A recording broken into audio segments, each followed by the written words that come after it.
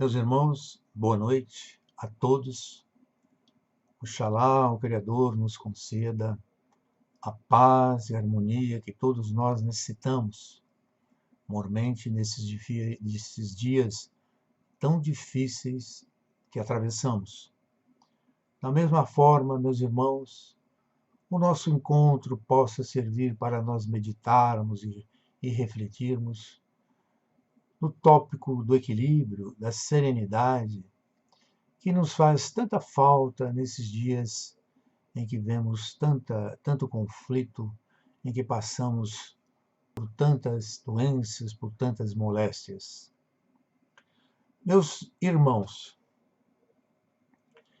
a doutrina se vale de proposições, vale de afirmações e que vai demonstrar à frente como espécie de teoremas, elementos utilizados na matemática, e que nós também nos valemos da lógica propositiva, onde certas premissas são lançadas e o objetivo é comprová-las.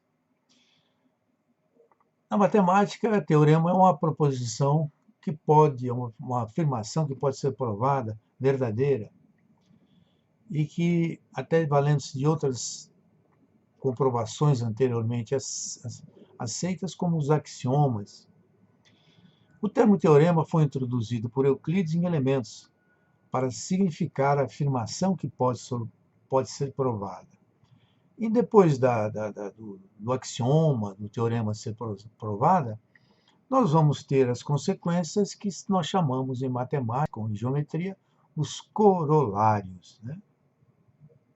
Um exemplo que temos aqui de teorema é o teorema de Pitágoras, que é uma relação matemática entre os comprimentos dos lados de qualquer triângulo retângulo, e que o teorema afirma em qualquer triângulo retângulo, o quadrado do comprimento da hipotenusa é igual à soma dos quadrados do comprimento dos catetos. Portanto, vai dar o teorema que em qualquer triângulo retângulo, a área do quadrado cujo lado é hipotenusa é igual à soma das áreas dos quadrados cujos lados são os catetos. E na lógica propositiva, nós vamos encontrar a afirmação, espécie de um silogismo: todos os homens são mortais. É uma sentença declarativa expressa na forma afirmativa.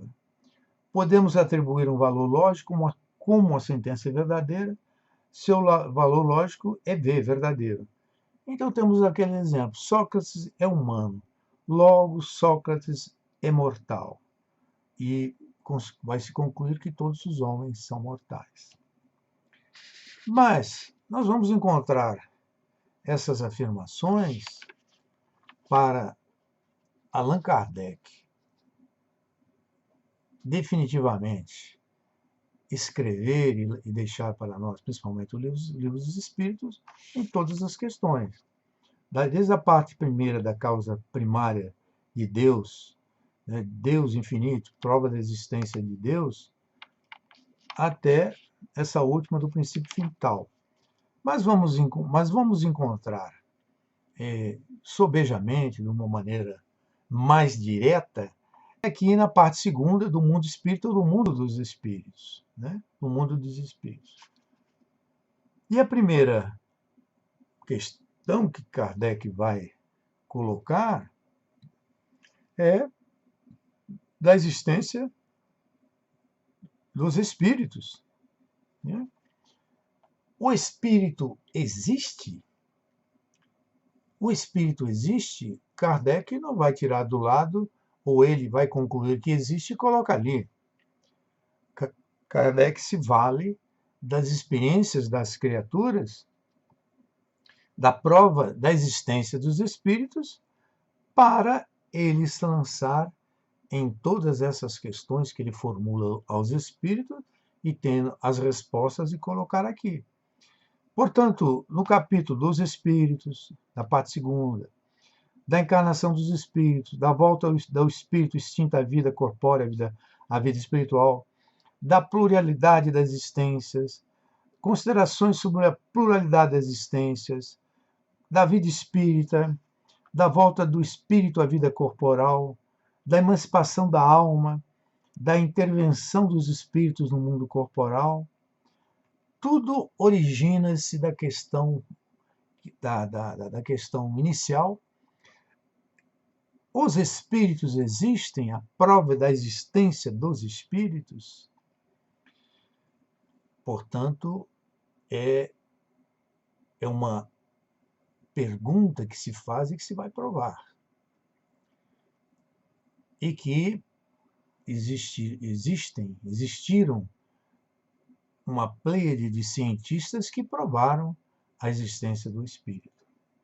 Nós citamos aqui somente William Crookes, que foi um cientista britânico, inglês, que inventou os raios catódicos, que enveredou pela energia radiante e que se dedicou a estudar a médium Florence Cook por 2 anos, porque Florence Cook o procurou, temerosa que estava se enganada, o que ocorria com ela, porque manifestava-se através dela, se materializava, um espírito chamado Kate King, lá no século XIX. E William Crookes, o maior cientista de todos os tempos, título recentemente surgido lá na Inglaterra, o maior químico também, ele estudou durante longos 2 anos, a personalidade de Kate King, que se manifestava através da mediunidade de Florence Cook. E ele teve o desplante, a ousadia, depois desses dois anos, de proclamar a realidade do espírito. E ele, a última reunião, quando o espírito de Kate King afirmou a ele que deveriam ser concluídas as experiências, porque o fluido vital da médium Florence Cook estava se esgotando, se exaurindo, Florence Cook corta mechas de cabelo dela como espírito, Kate King, e dá a cada um dos presentes da reunião, inclusive ao William Crookes, provando que aquilo não era produto da imaginação de William Crookes e de todos os presentes àquela reunião. Mas essa comprovação da existência dos espíritos, modernamente nós vamos encontrar em Chico Xavier, nas suas psicografias, quando a assinatura dos espíritos eram confirmadas pelas assinaturas que eles tinham quando vida. Um papiloscopista lá em São Paulo fez um estudo a respeito dessas assinaturas quando vivos e assinaturas que deixavam nas mensagens que psicografavam através de Chico Xavier. Mas isso já são favas contadas no atual século, né? Portanto, nós vamos encontrar naquilo que se constitui o objetivo da nossa noite, o tema, no capítulo novo da intervenção dos espíritos no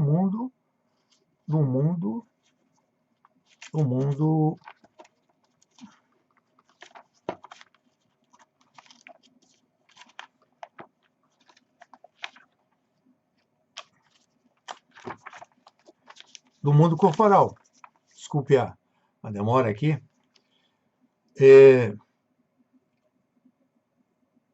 Esses elementos, porque se nós observamos no Livro dos Espíritos, a partir da realidade do espírito, Allan Kardec nos oferece todo o campo de relacionamento dos espíritos com o mundo físico, com o mundo dos encarnados. e, consequentemente, essa intervenção dos espíritos no seu relacionamento com os humanos, com os encarnados. Como aqui nós temos quase 100 questões, 100 questões colocadas da intervenção dos espíritos no mundo corporal, nós vamos nos atermos a simplesmente algumas, mas que fique bem evidente a intervenção dos espíritos no mundo corporal. E que já temos aqui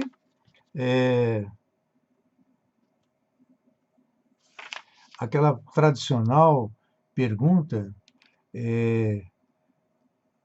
aqui no 459, influência oculta dos espíritos em nossos pensamentos e atos.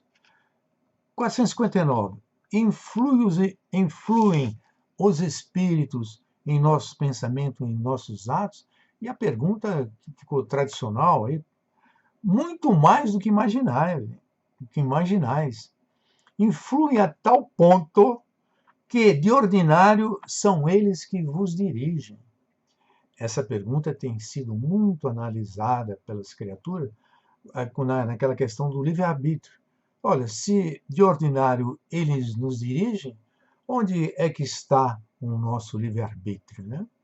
Mas os espíritos encontram maneiras de nos falarem, de nos interferirem, de maneira que não seja perdido, seja prejudicado o nosso livre-arbítrio, né? Porque existem maneiras de eles conversarem conosco, existe maneira de eles assenhorarem no nosso pensamento, de alguma forma, em que nós não conhecemos aquilo que está sendo dado e pensamos que é absolutamente elemento nosso aquilo que estamos utilizando em algum estudo, em algum pensamento, em algum aconselhamento, alguma decisão que temos a tomar, né? Essas intervenções do espírito no nosso pensamento, nós temos fartamente nas obras do nosso André Luiz, né? Ali, nos domínios da mediunidade, por exemplo, o espectroscópio, em que na reunião que se inicia, o mentor coloca aquele aparelho na mesa e que tem uma relação com um instrumento que os humanos, os encarnados, já se utilizaram. Por exemplo, a fotografia Kirlian, né, que já em muitos anos atrás, os russos, um casal de russos utilizava. Então, aquele instrumento é colocado sobre a mesa e ele dá o seu estado de espírito naquela forma, naquela maneira, o que você realizou, o que se passou consigo durante o dia, né? De maneira que eles têm um quadro total de você que se senta à mesa, né? E agora imagine em relação aos nossos pensamentos, que o próprio André Luiz, em numerosas reuniões, comparece, dos espíritos que se aproximam, que eles vão atender, ele pede que se intensifique o pensamento e vão observar a história, o histórico do espírito que se manifesta. Em relação a nós, os espíritos que atingiram um determinado grau, eles têm esse acesso aos nossos pensamentos. E tem um outro elemento que está presente a todo instante em nós, que chama-se a nossa aura, o halo energético que nós nos compomos, que todos nós temos. Ou seja, o halo, a aura que é composta das vibrações do meu corpo físico, das vibrações do meu perispírito e das vibrações do meu espírito, aliás. Então, o nosso livro do que nós realizamos, do que nós fizemos durante a vida e durante aquele dia ou naquele minuto, está estampada em nós mesmos. Não há que se fugir em relação a isso. Portanto, meus irmãos, os espíritos têm ciência do que nós somos, do que nós fazemos. Por isso não adianta chegarmos a uma reunião mediúnica quando nós fizemos tantas coisas erradas e adquirir uma atividade, uma atitude de santarrão e nos assentarmos à mesa, porque os espíritos já sabem o que nós realizamos durante o dia. Né? Com licença aqui para acender a luz, que sem querer eu mexi nela. Aqui está recomposta a luz.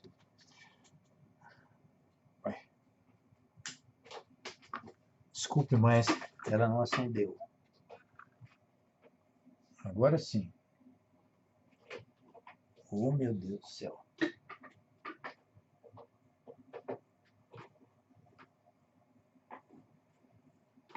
Agora sim. Portanto, desculpe essa breve interrupção.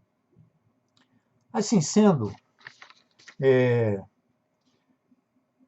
uma questão extremamente incontestável o acesso que os espíritos têm aos nossos pensamentos.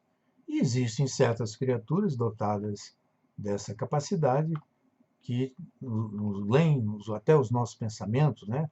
Os telepatas. Né? E se fôssemos enveredar por esse assunto, praticamente gastaríamos o tempo da nossa exposição aqui. Mas vamos lá, olha. A influência da intervenção dos espíritos do mundo corporal é muito patente também quando, em relação aos nossos anjos da guarda, né?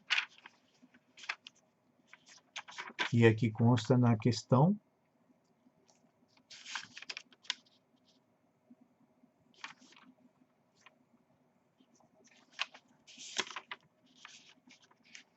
dos nossos protetores, diríamos assim, espíritos familiares ou simpáticos, né? E dessa forma,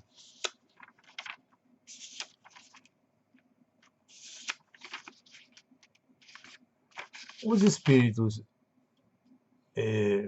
protetores que estão, esses espíritos colocados por Jesus ao nosso lado, estão nos assistindo em todos os momentos. Né? Você vai fazer um curso, você tem que tomar uma decisão, normalmente eles interferem ou nos aconselham do melhor caminho a seguir, né? Do melhor caminho a seguir. Eles, como igualmente comparecem quando nós estamos prestes a tomar atitudes que vamos nos arrepender lá na frente. E ele também comparecem para nos alertar, né?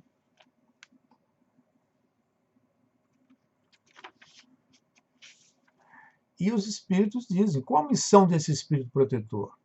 Na questão 491, eles nos dizem, a de um pai com relação aos filhos, a de guiar o seu protegido pela senda do bem, auxiliá-lo com seus conselhos, consolá-lo nas suas aflições, levantar-lhe o ânimo nas provas da vida.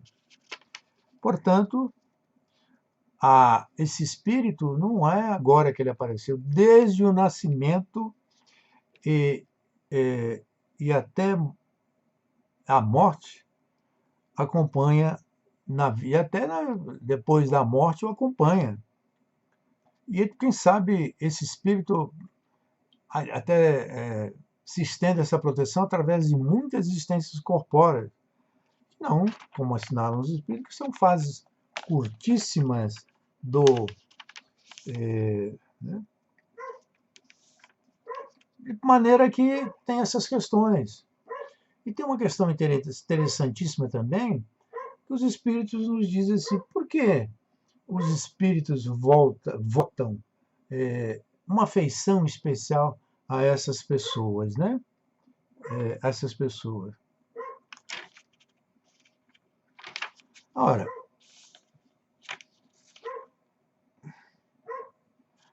os espíritos nos dizem aqui também nas questões, é porque nós temos um espírito guardião, espírito mentor, e nós não estamos ligados a ele somente nesta encarnação. O caso do Chico e Emmanuel, por exemplo, dizem os nossos amigos espirituais também nas suas obras, que a ligação com o Chico e o espírito de Emmanuel não se prende somente a uma encarnação. Eles tiveram muitas encarnações juntos. Eles se ajudaram mutuamente, né, reciprocamente.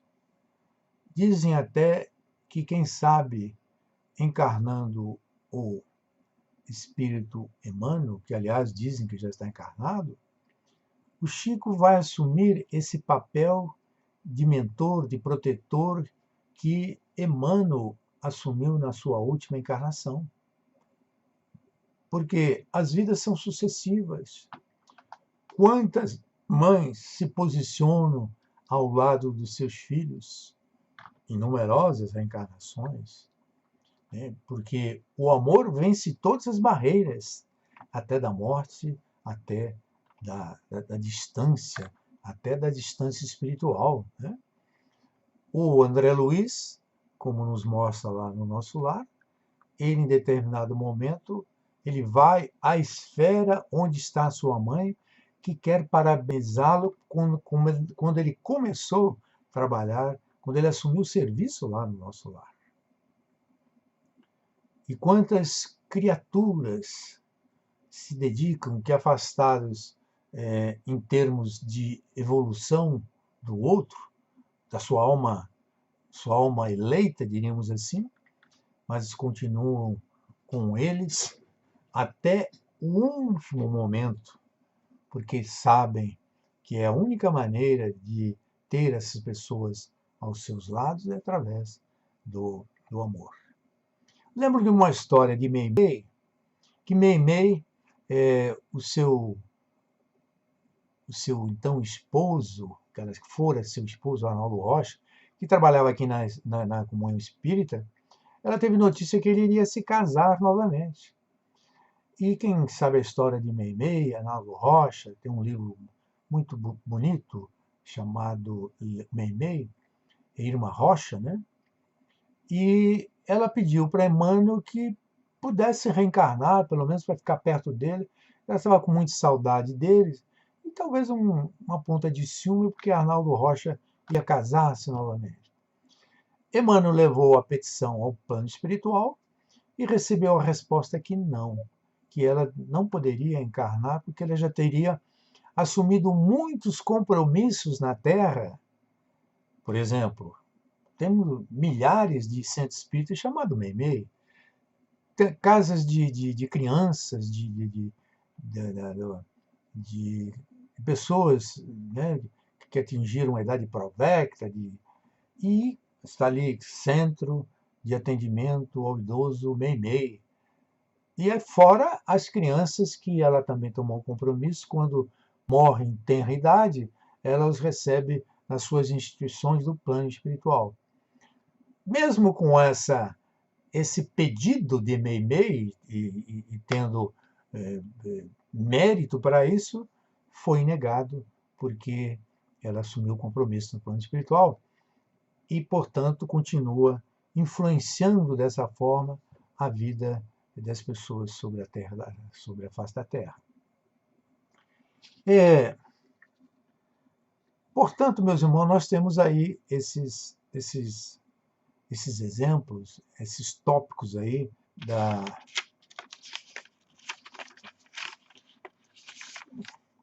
intervenção dos espíritos no mundo espiritual. Mas eu queria falar aos companheiros que queria deixar aqui dois exemplos marcantes de uma figura que nos acompanha há muito tempo, não que me acompanha a comunidade espírita há muitos anos, como acompanhou o Chico Xavier, através das mensagens do receituário homeopático. Muitas vezes, no final do ano, quando o Divaldo estava em plena saúde, né, gozando de saúde, ele comparecia nas reuniões lá da Federação Espírita no final e deixava uma mensagem para todos os espíritas. Né? Trata-se da figura de Adolfo de Bezerra de Menezes Cavalcante, o nosso médico dos pobres, Adolfo Bezerra de Menezes, né? Cavalcante, Bezerra de Menezes. E não preciso dizer para os companheiros a sua biografia, né? Que foi médico, foi militar, foi parlamentar, foi benemérito, foi filantropo, e que, numa fase muito difícil da Federação Espírita Brasileira, esteve à sua frente trazendo a paz e a harmonia e a unificação que assistimos hoje em dia se deve à figura de Adolfo Bezerra de Menezes Cavalcante, o médico dos pobres. Mas eu quero dizer o seguinte, que o doutor Adolfo Bezerra de Menezes, essa figura extraordinária, ele aparece e ajuda muitas vezes. Tem até um livro, Bezerra de Menezes, o apóstolo dos pobres, o nosso irmão lá do Rio de Janeiro, e que tem numerosos casos de Bezerra de Menezes, né? Parece que o título do livro é esse. E eu quero trazer um fato ocorrido na nossa casa, do Grupo Espírita Fraternidade. O nosso irmão Távora ministrou um curso, várias vezes, curso de exposição oral, que, aliás, eu tenho a honra de confidenciar, que participei do primeiro curso lá na Fraternidade. E ele preferia jovens até, mas os veteranos não estavam proibidos também de fazer. Então ele reunia 10, 15, às vezes um número menor, dependendo da sua disponibilidade, e todos os sábados ele ministrava o curso na Fraternidade. Então, as suas técnicas, né, de falar, de ter introdução, desenvolvimento, conclusão, a voz, uma última pessoa da fila tinha que ouvir, eram verdadeiramente encontros evangélicos que ele promovia ali. E, numa certa feita, compareceram muita gente ali e tinha uma pessoa muito especial que ali estava participando também. Era hábito do nosso comandante Távora, ele, depois de uns 20, 30 minutos ou mais, ele fazia um intervalo para as pessoas tomarem um cafezinho, fazerem aquilo que tinham vontade de fazer, dar uma andada, né, bater as suas pernas ali. E muito bem, teve uma nossa irmã que saiu, como nós, na fraternidade, tinha uma biblioteca. E nessa biblioteca tinha várias fotos, né? Tinha de Bittencourt Sampaio, tinha Allan Kardec, tinha Amélia Boudet, tinha Euripides Bassanufo. Era uma época que se permitia, né, colocar essas fotos ali, todas as casas tinham a época. Depois foram estudando e viram da desnecessidade de colocar aqueles retratos ali. Ainda que fosse numa biblioteca que não tem nenhuma razão impeditiva, diríamos assim. Quando nós voltamos do café, aquela nossa irmã que estava conosco, candidata ali, ela interrompeu a reunião toda surpresa e falando alto, né? Olha, gente, eu queria saber de quem é aquela figura que se apresenta num quadro assim, né? E que é o terceiro a partir da porta, onde ele é uma pessoa com barba, careca, tem um pescocinho assim, parece jungido ao pescoço, né? E aí as pessoas imediatamente falaram, olha, mas isso aí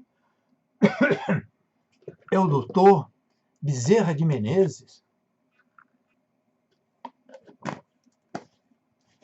É o doutor Bezerra de Menezes.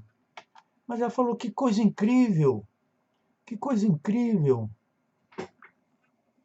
O doutor Bezerra de Menezes, eu não sabia quem era essa pessoa. Que eu quero narrar para vocês o seguinte. Eu vim do norte e fiz um concurso aqui e já era auxiliar de enfermagem. Então eu tinha que trazer minha irmã, meus irmãos aqui para Brasília e estava numa dúvida atroz que eu ia fazer um novo vestibular. E eu estava pensando em fazer letras, em fazer uma área assim para me tornar professora, com um numerário mais alto, para trazer todos aqueles meus irmãos lá do norte, do meu estado. E eu estava nessa dúvida atroz. Então, estava um certo dia lá num quarto do hospital e em dúvida, né? Com esses pensamentos na cabeça, o que eu vou fazer, qual curso que eu vou fazer. Aí, de repente, ela disse que olhou para o lado assim e viu esse velhinho, o doutor Bezerra de Menezes, ao seu lado, muito afetuoso, muito carinhoso com ela, falando, minha filha, como você está? E ela falou, estou bem. Ela não conhecia quem era uma pessoa como um encarnado. E ele, minha filha, eu estou aqui tomando conhecimento que você está muito em dúvida qual o curso que você vai frequentar, qual o curso que você vai fazer, qual o concurso que você vai fazer, qual o vestibular que você vai fazer. Aí ela falou, ele falou a ela, né? Até disse que passou as mãos nos cabelos dela. Minha filha, você tem observado que você trabalha aqui no hospital e que você, todo quarto onde você entra, que você conversa com os pacientes, parece que eles têm uma sobrevida, eles ficam contentes com você, né? Os seus olhos brilham quando você entra. Então, minha filha, o curso que você tem a escolher já está escolhido. Esse curso que você tem profunda afinidade e que você tem ajudado muitas pessoas, muitos médicos gostam muito de trabalhar com você. Então, minha filha, o curso que você tem que vai. Mas ela perguntou, qual curso? Minha filha, você tem que ser enfermeira. É mesmo, o senhor acha? Sem dúvida alguma. Faça esse curso em que você vai ser muito feliz. Aí um paciente chamou, ela foi rapidamente olhar o que o paciente queria. Quando ela olha, o bom velhinho tinha sumido, tinha desaparecido, sabe? Tinha desaparecido.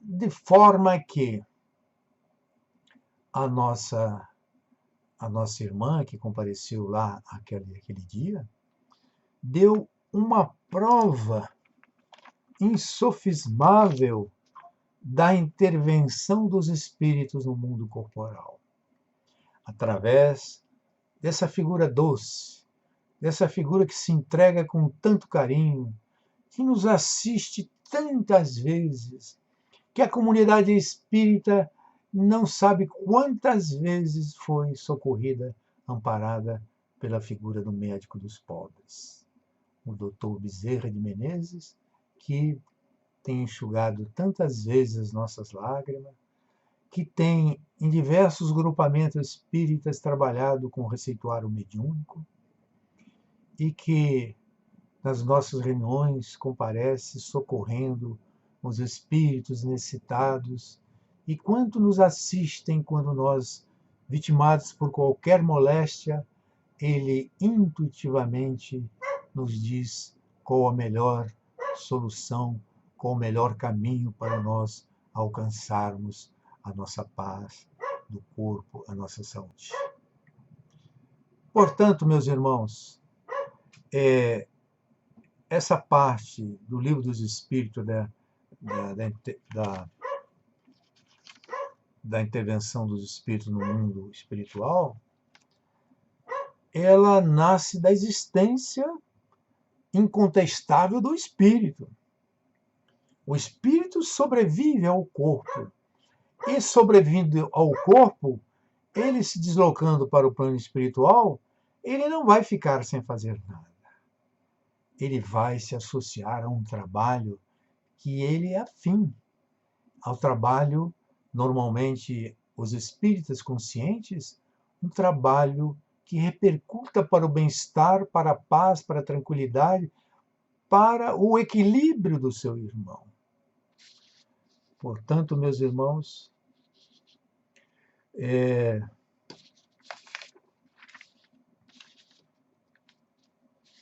o doutor Bezerra de Menezes, o nosso ponto final, Kardec analisa a essência do espiritismo, que é a existência do espírito, e demonstra incontestavelmente, e Kardec demonstrou ali no seu Inferno, em tantas obras, depois complementada pelas obras de André Luiz, e a atuação extraordinária de Bezerra de Menezes, e vale dizer também a de Francisco Cândido Xavier, que os espíritos estão mais vivos do que nunca, e que ninguém pode afirmar que está só, que não tem ajuda, que está desamparado, porque os espíritos estão conosco, como estão conosco nesta noite, nos dando aquilo que precisamos para o agora, para o amanhã, para termos uma noite em paz, tranquila. Desta forma, meus irmãos, é necessário continuarmos, prosseguirmos os nossos trabalhos, porque nós temos um compromisso. Nós somos minoria ainda, que labutamos, que trabalhamos na área do esclarecimento, na área do ensino, na área da edificação, né, intelectual para todos nós. E nós precisamos estender essa verdade. Allan Kardec disse que um dia não existiria mais guerra sobre a face da Terra, porque Allan Kardec, o idealista por excelência, ele achava que todos os homens, conhecendo a doutrina, conhecendo a existência dos espíritos, não se guerreariam mais, não lançariam foguetes, mísseis, drones para qualquer parte do mundo, visando aniquilar o seu próximo. Porque Allan Kardec entendia que os homens, tendo certeza, tendo a demonstração insofismável da existência do espírito, eles não matariam uns aos outros, porque nós saberiam que não adiantaria. Eles eliminariam o corpo, mas não o espírito imortal, que, se fosse tratado assim, no outro plano acompanharia o ódio e o sentimento de vingança. Oxalá nós alcancemos esse bendito dia que o nosso codificador nos anunciou no Livro dos Espíritos, aliás, nas obras póstumas, salvo engano. Portanto, meus irmãos, muita luz, muita paz, que Jesus nos abençoe e proteja a todos, hoje, amanhã e sempre. Assim seja.